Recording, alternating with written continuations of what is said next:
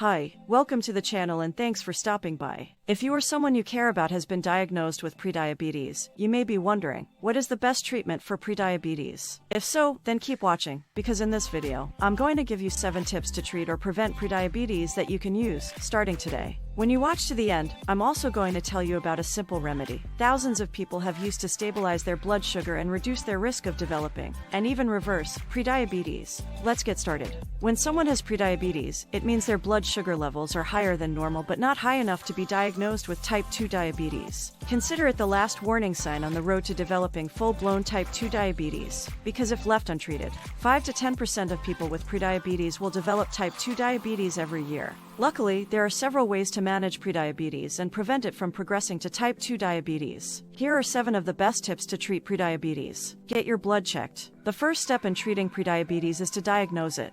Your doctor can use a simple blood test to determine if you are prediabetic.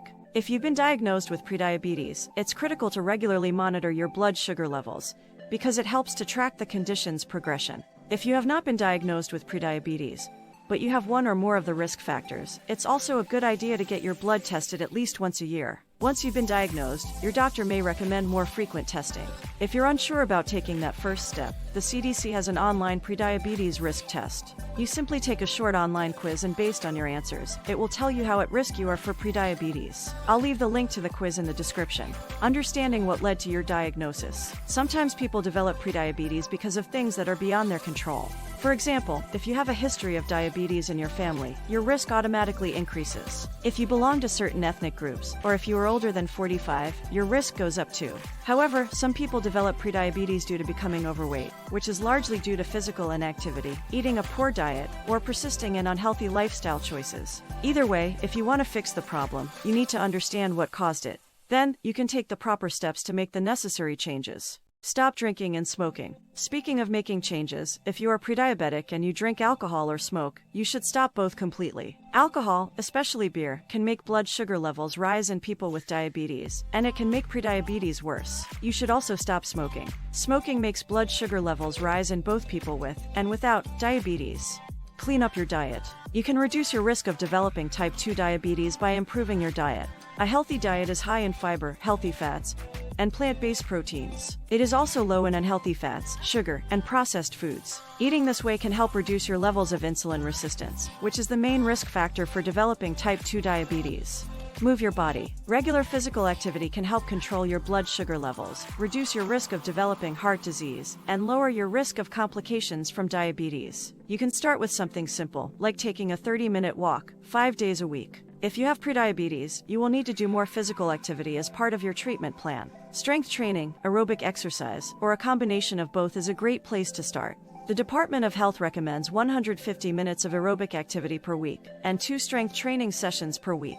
Lose the extra weight. If you are overweight, losing some weight is probably the single best thing you can do to lower your risk of developing type 2 diabetes. Even a small amount of weight loss can help reduce your risk. If you are severely overweight and have prediabetes, you should aim to lose 10% of your weight to reduce your risk of developing type 2 diabetes. Once you get to your desired weight, you can switch your focus to maintaining the changes that led to your weight loss. Try natural treatments. There are natural treatments that have also been shown to reduce your risk of developing type 2 diabetes, as well as slowing progression in people with prediabetes. Some of these include acupuncture, yoga, exercise therapy, and herbal medicine. The theory is that these treatments can help reduce stress, which has been linked to prediabetes. It's important to remember, however, that these treatments do not replace the need for the previous treatments we have discussed. The primary focus for someone with prediabetes should be to lower their blood sugar levels to reduce their risk of developing type 2 diabetes.